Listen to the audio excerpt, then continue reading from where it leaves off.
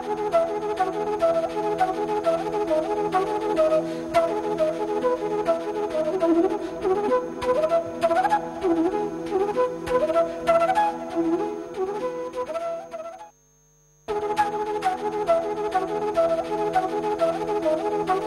and good morning friends, welcome once again to the CEC-UGC live lecture. Dear friends, with another lecture on cultural studies, today we are going to talk on marriages in Indian culture, and under this very topic we would be covering various points, various subtopics such as the historical perspective of the marriages in the Indian culture, as well as the various types of marriages in Indian culture, as well as the social implication with respect to the gender. And dear friends, for this we have again with us in our studios Dr. Shankar Kumar. Dr. Kumar is Assistant Professor in Department of History, Hindu College, University of Delhi. And as you know that Dr. Kumar visits us regularly, and with the help of the EduSet platform, he delivers productive lectures with the help of which you are able to study your course materials. So taking advantages from his experience, once again I would like to welcome our guest Dr. Shankar Kumar.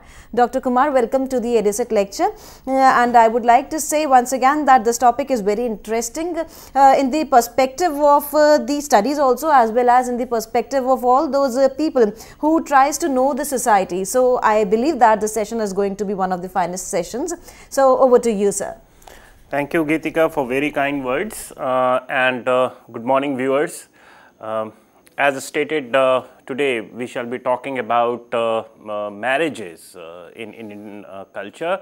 Of course, as it happens with me, on account of my training in the subject of history, the perspective would be distinctly historical.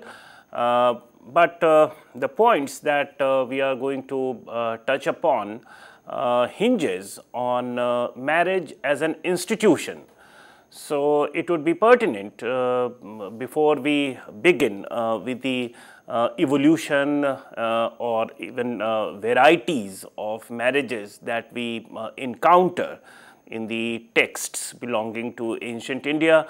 And subsequently, as we move on, and maybe if I chance upon to meet you another time, we shall take it forward to the subsequent times, the medieval times and the modern times, how on account of people coming from different cultural backgrounds, and when they got into the mainstream of Indian society in our shared past, which is our history, then we find that quite a few elements, quite a few traits, quite a few features of these cultures, for instance, with the coming of Sultanate period, or for that matter Mughal period, the Islamic influence on even institution like marriage could be seen in India, not only with respect to the way it impacted the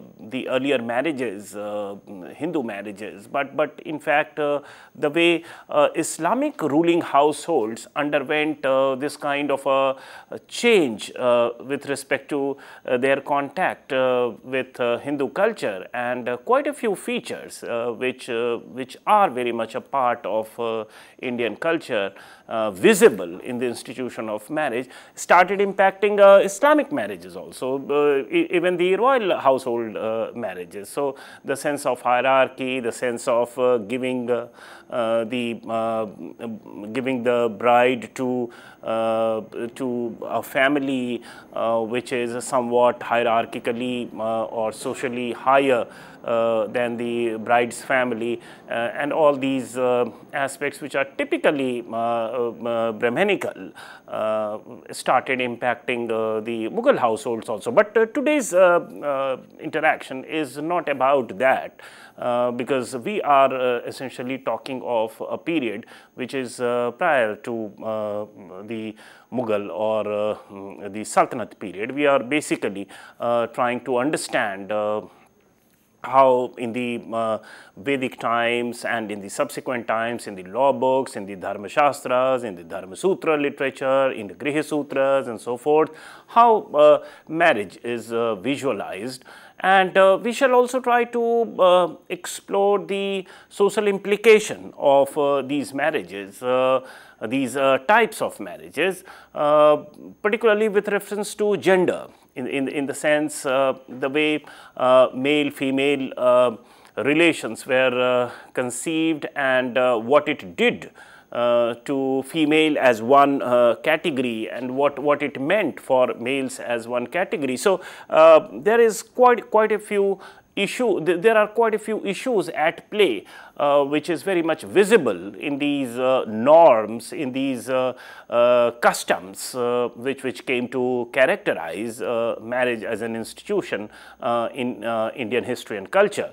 So let's first try and understand as to what do we mean by marriage as an institution. Of course, we do know as to what marriage entails, but when we talk of marriage as an institution, we should understand that it is a set of complex, integrated set of social values or norms which are organized in preserving some kind of a basic societal value.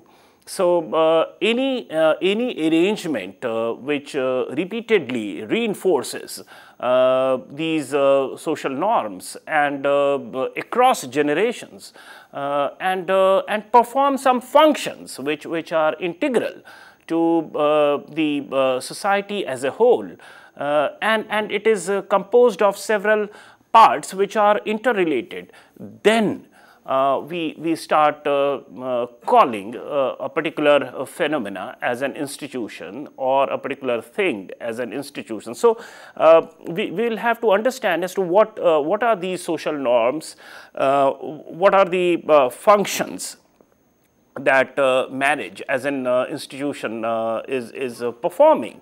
And it is in this sense when we see that these aspects are being satisfied repeatedly over a period of time through the institution called marriage, through the arrangement called marriage, then we start labeling it as an institution.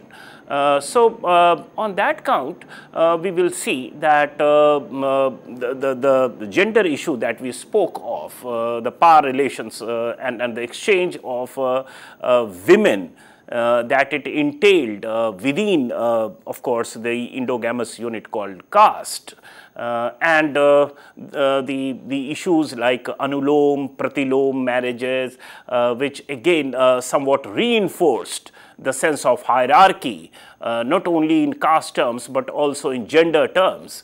So these are the issues that we would like to unlock by discussing as to how it unpacked itself over a period of time in history. So that is one thing that we should keep in mind. Another issue with respect to Brahmanical normative marriages is that this marriage is essentially a sacrament, quite unlike the Islamic counterpart, where it is some kind of a contract. The Hindu marriages or the Brahmanical marriages appear to be more of a sacrament, and hence the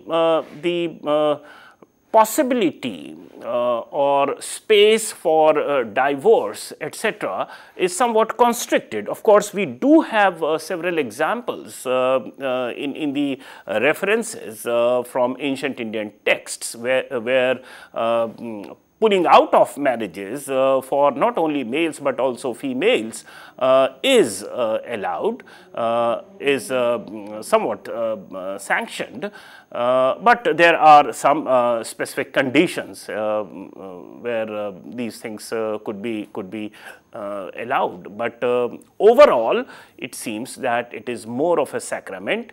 And why this is a sacrament? Let's try and understand. Vivah in ancient India, as per the Brahmanical norms, is somewhat a kind of obligatory ritual. So one has to perform a particular ritual in order to get married, and it also heralded one's entry into another, you can say, dharma or duty, which any and every one, males and females, are supposed to carry out. And therefore, marriage is not something which is merely located somewhere in the realm of individual choice and preference of males and females coming together to produce children, but there is an innate sense of performance of dharma and taking it forward in society as a whole. So there is this sense of repeatedness, and there is this sense of responsibility, a social responsibility bigger than the management of individual households. So it is again some kind of a purusharth to get into grihasthashram for males and females both, and we will have more clarity as we proceed in our lecture on the obligatory part of it, on the sacrament part of it. So marriage heralded one's entry into the second stage, that is after brahmacharya, when one was supposed to study and maintain celibacy, acquire knowledge. Then you enter into the second stage of your life, which is grihasthashram, and then we have of course the other stages of life of the four iconic stages that we all are so well aware of, Vaniprastha and so forth, Vaniprastha and Sannyas subsequently. So this is a distinct stage whose entry is marked through the ritual of Vivah, and there is a bigger social sense of this event, and not only individualized instance of two people coming together in the institution of marriage.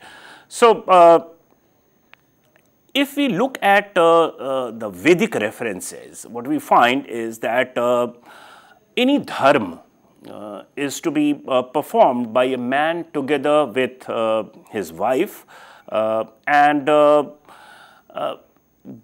getting a son out of marriages, and one can see the male bias here, the more desire for having a male offspring, which is not alarmingly visible, but nevertheless it is visible even in Rigvedic references, which is where generally it is believed that male-female inequality is not very acute, is not very amplified, but the preference definitely is for the male offspring. And here what we find is that getting a son out of marriage is referred to as one way of getting moksha. So a person, a man is not likely to get moksha if he is not able to produce a son out of that marriage. And therefore, here what is interesting for us is not only the gender issue and the mental predilections of people, but also the fact that marriages are located in a bigger canvas, in a bigger backdrop of one's responsibilities or one's responsibility in society as a whole. Even the spirituality part of it, even moksha is somewhat hinging on marriage and the capacity to have to produce a son out of that marriage. So therefore, marriage is necessary not only for organizing males and females in a particular way and ensuring that progenies come out of it, and that's how the life goes on, but it is necessary also from the spiritual point of view, also from the dharma point of view, as we just said, and it is in that sense that it is a sacrament. And it is not possible to violate this. Therefore, there is some kind of you can say spiritual, social ecology in which marriage as an institution is embedded, is embellished, and generally.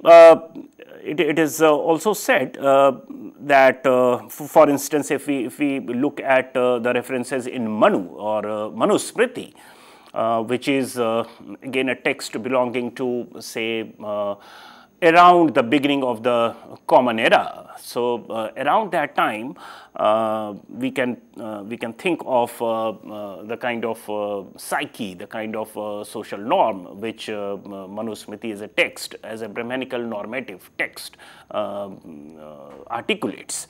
And it says that marriage is a social institution for proper regulation of relations between the two sexes, that is males and females.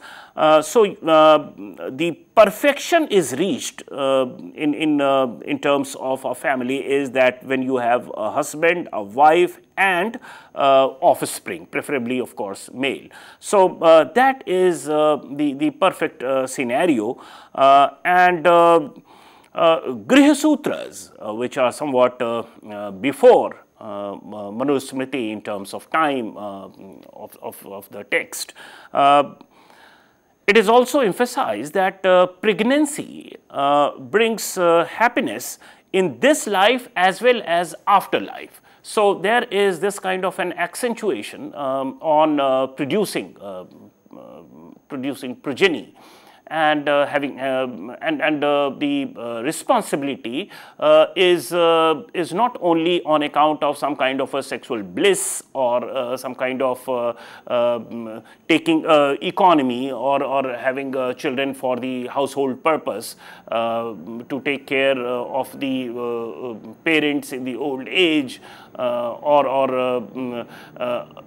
issues which are more personalized. Rather, it is enjoined upon the parents that, particularly the mother, that she should become pregnant so that happiness is brought not only in this life but afterlife. So there is some element of spirituality, there is some element of thought systems over and beyond family as an institution, even for females, so far as their responsibility to produce children is concerned.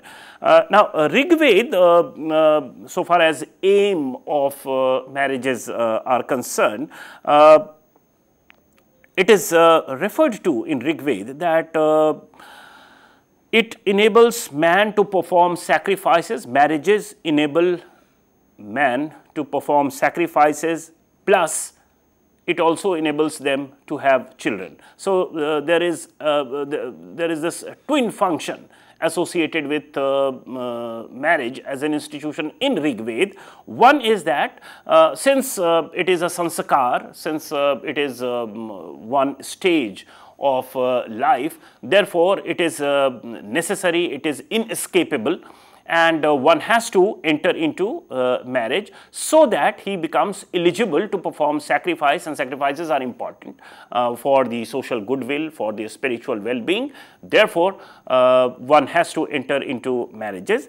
And second consequence or second function is that it also enables man to have children, which is yet another responsibility to further society, to provide continuity to the social life across generations. So this is what is referred to in Rigved. Whereas if we look at another reference in a subsequent text towards say the end of later Vedic times, we have Aitreya Brahmana, which is again a Brahmanical text, but of course subsequent to Rig Veda. Here wife is referred to as Jaya. Now we will come back to this, but let's first understand as to how subsequently, much subsequently, around the turn of the Common Era, in Manu Smriti again, there is another element added to it. So the twin functions that we spoke of in Rig Veda, that is eligibility for performing sacrifices, because before or without getting into marriage one could not become a grihast. Therefore, and the sacrifices are to be performed in association with the wife.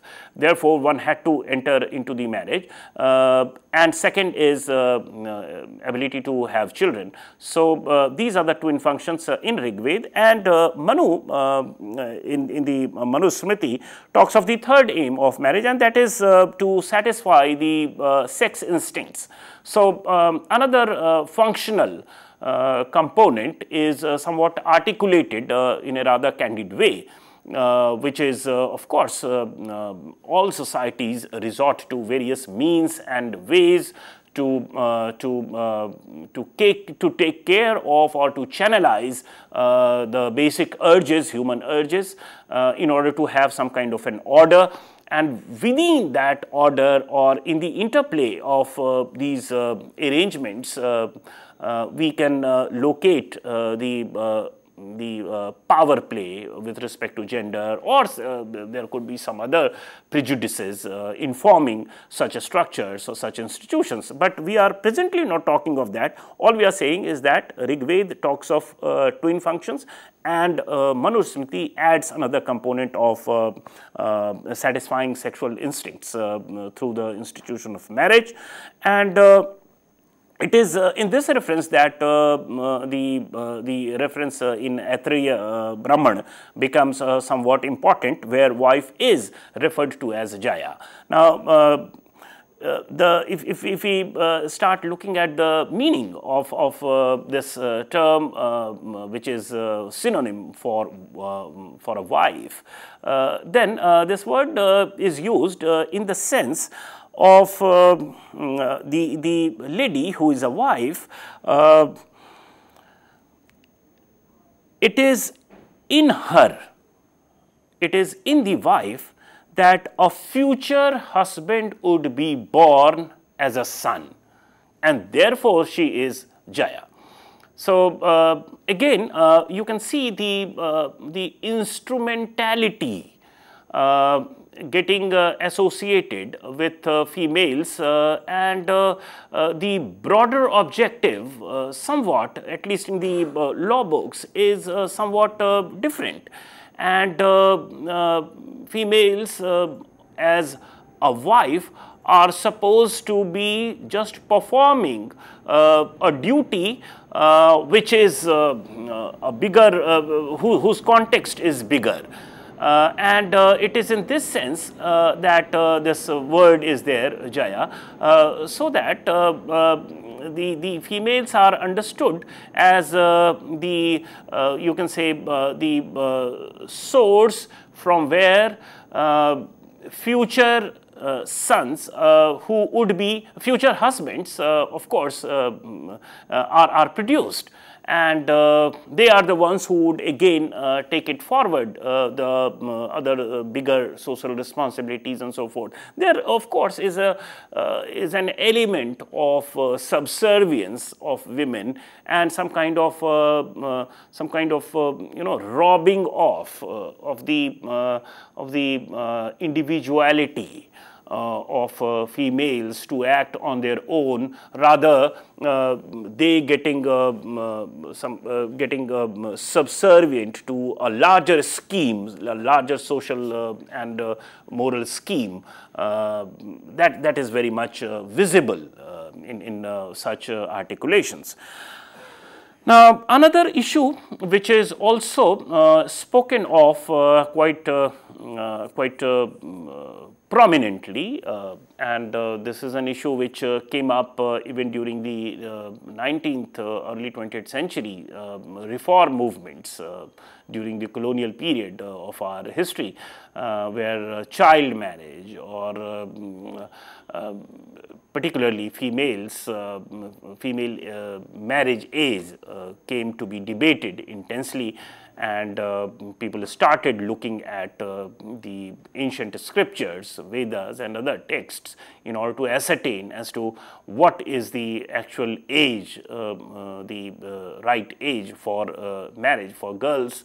And of course, these references are quite revealing, and let's just have a look at this.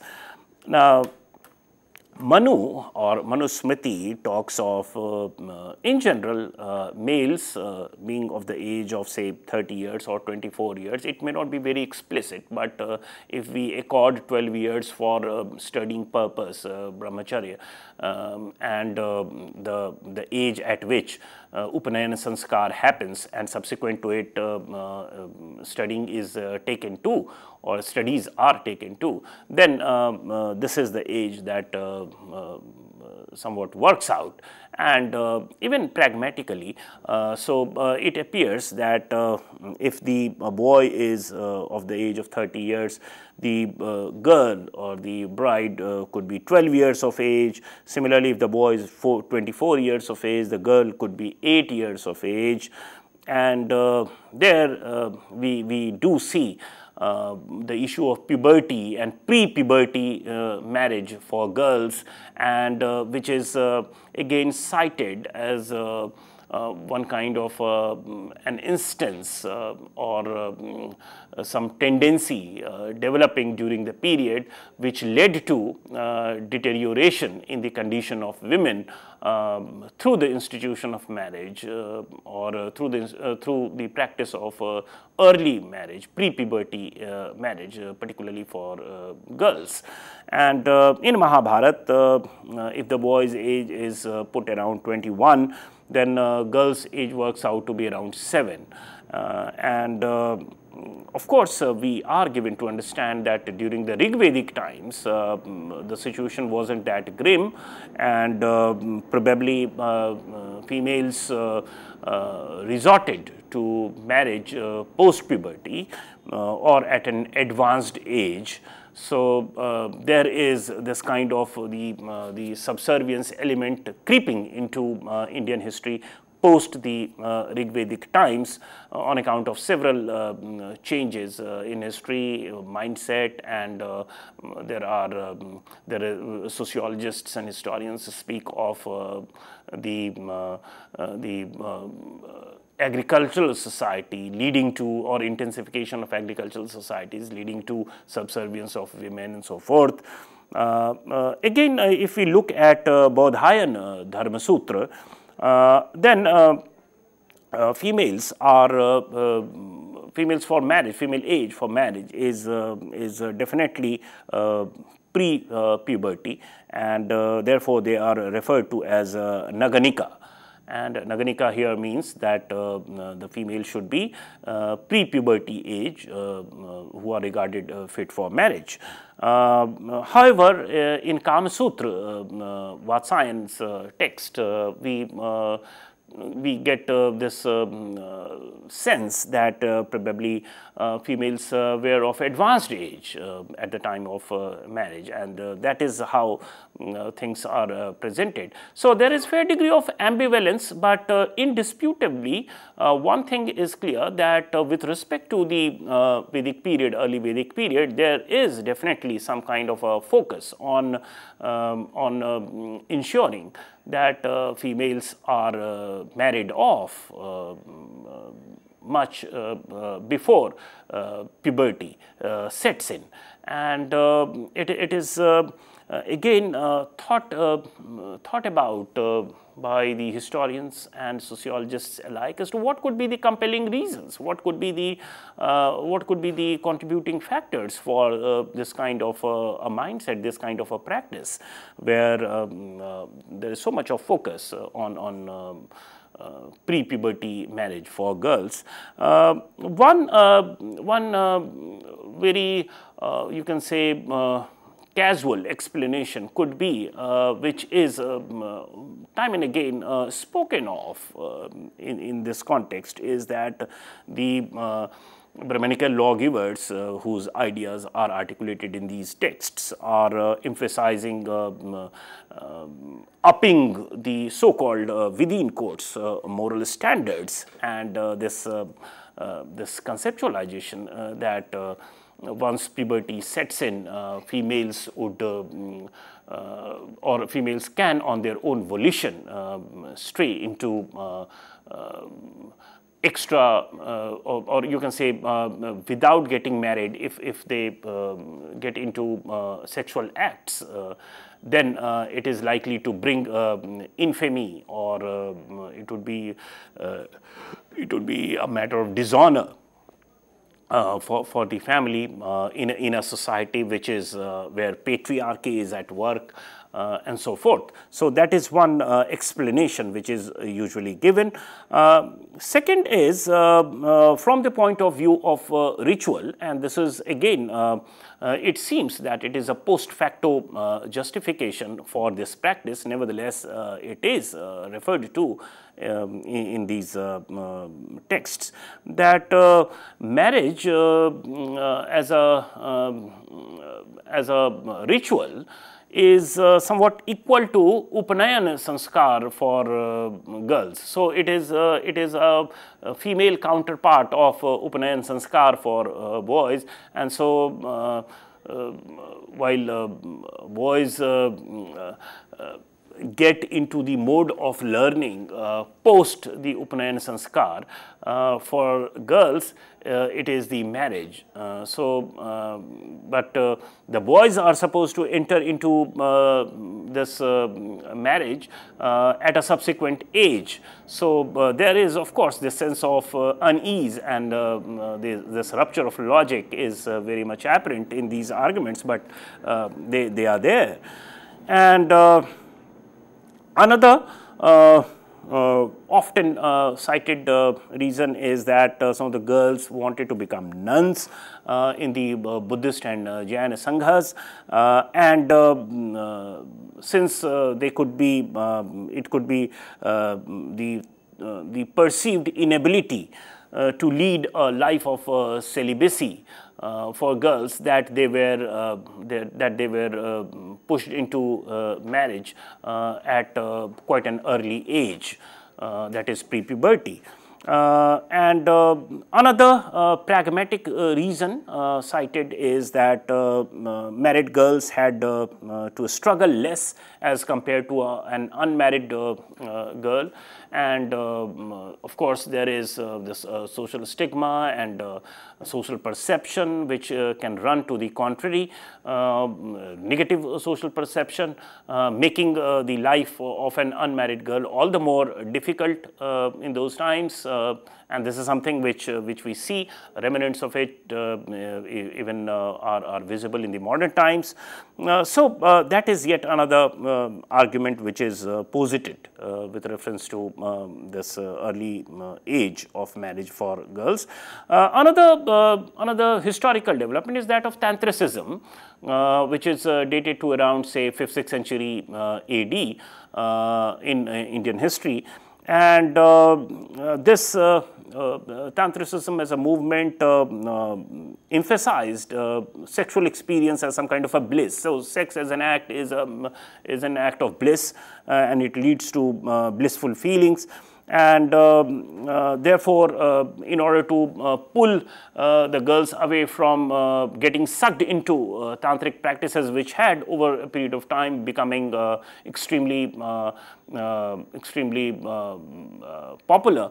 Therefore, particularly in the eastern part of India, in Bengal area. So, in order to avoid that, in order to pull females out of that power of Tantricism, of course, this practice could have been resorted to. But as we saw that these references at times antedate the arrival of Tantricism or Tantricism becoming important. A 7th century AD text, Parashar, which is again a law kind of a text, we are told that parents would go to hell if they did not get their daughters married at a pre-puberty age.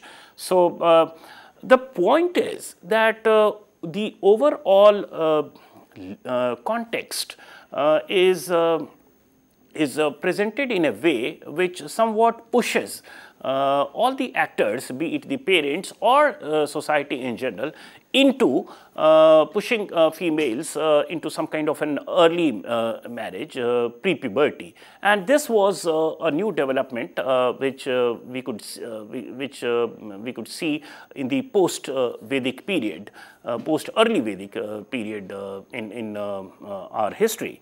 So, that is one aspect of it, and I'll come to the gender aspect subsequently, but there is another interesting detailing of various types of marriages in Indian culture, particularly in the Brahmanical domain, which are spoken of repeatedly in the Sutra literature. For instance, in the Griha Sutra itself, 8 kinds of marriages are spoken of.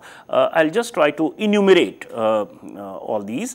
One is the Brahma marriage, the other is Dev marriage, third is the Arsh marriage, fourth is Prajapatya marriage, fifth is Asur marriage, sixth is Gandharva marriage, seventh is Rakshas marriage, and eighth, the last, is Paishach marriage. Now, these are all different types of marriages, different you can say processes and procedures which were resorted to or adopted willfully in working out the marriage. And we will, why we are interested in this is that we will see as to how the normative value of society is sought to be reinforced by endorsing certain kinds of marriages as fine, as desirable, as something which is accepted, and by denouncing other forms of marriages as a violative of these norms. And it tells us that marriages are understood not only in the personal context of a family or two people willfully coming together, but there is a larger Brahmanical social order which is at stake. And in this sense, the first form that we talked of, the Brahma marriage, here father of the girl gave his daughter with ornaments to a young man who is of good conduct and was well versed in the 4 Vedas and so forth. So, the mention of ornaments here is spoken of as some sort of a dowry or stridhan. And they are important in legal terms as to what it entails. So, that is the first form, the Brahma form. In Deva form, the father gave his daughter with some ornaments to a priest who himself acted or the person, the groom, is acting as a priest in consummating that marriage. So, we may regard the ornaments as some form of a dowry here or a stridhan, and there is the role play by the groom as a divine agency who himself is conducting the marriage instead of a priest. So, this is the second form of marriage, that is Daiva marriage. Arsh marriage, here the father of the girl accepted a cow and an ox or a pair of cow and oxen from the bridegroom and gave his daughter to him with cow and an ox, and which is again a give and take kind of a thing. So, there is some kind of a sense of gratefulness which is very much visible in this transaction that is taking place, and cow and oxen given to either of the parties is again symptomatic of everyday life and the economy part of it, because they constitute in the pastoral context, of course, they were very important, and even in agricultural context oxen were important. The Prajapatya marriage in this form, father gave his daughter to the bridegroom so that the two might enter the stage of householder and have children. The aim was that they might not separate throughout their lives and both jointly discharge their duties as householders. So, this is again a normative thing that we are talking of. In Asura form of marriage, the bridegroom gave a sum of money to the bride and her parents. So, it is the groom side which is giving money to the bride side and her parents. This means that he paid some money and got the bride in exchange for that money. It may be regarded as the sale of the girl. So, there is commodification element becoming apparent here. Then the Gandharva marriage, which is the sixth type, the bride and the bridegroom on their own accord married because they loved each other. So, this is a counterpart of the love marriage that we hear of in the present times, which are fast becoming more and more normative despite the caste endogamous character being very much present. And the Rakshas marriage entailed that relatives of the bridegroom killed the parents of the bride and abducted the girl against her wishes in a weeping and crying condition and later married her. So, this is forced and cruel, and so it is usually presented as a form of marriage which is not present in the Aryan context, but it is non-Aryan practice. So, such labelings are done. So, the sense of prejudice, the sense of violation of the normative is very much apparent. And in the Pashaj, which is the last form of marriage, we have the bridegroom in this Pashaj marriage, the bridegroom outraged the modesty of a girl who was sleeping, was drunk, or was mad. And again, it is the cruelty part which invites its labeling as a non-Aryan practice. Again, what is important for us is the abhorrence part of it. So, some marriages, particularly the Pashaj, Rakshas marriages and so forth, they are not sanctioned, they are presented as undesirable and not normative. And that tells us about as to what was normative and how the ideal marriage was conceived of.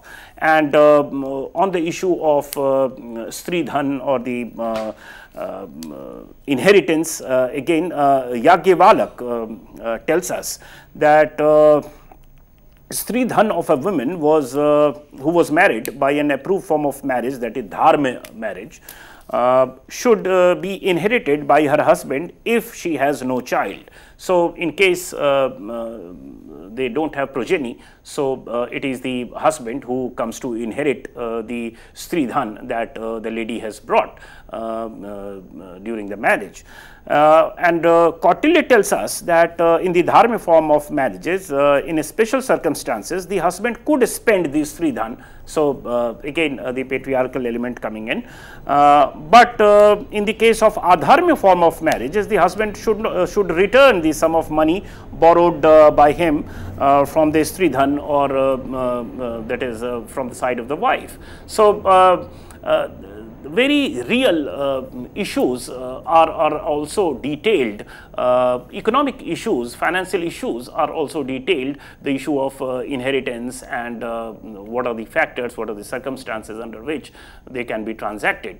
Another issue is that of anulom and pratilom marriage, which is again a very good entry point or window to understand the element of exchange of women and subservience of women vis-a-vis men through the institution of marriage. But I think we shall be taking it up when I chance upon to meet you sometime later, where we shall try to take it from here onwards to the cultural impacts of other religions also, like Islam and the modern times and so forth, and how marriage as an institution transformed and unpacked itself across history in our history and culture.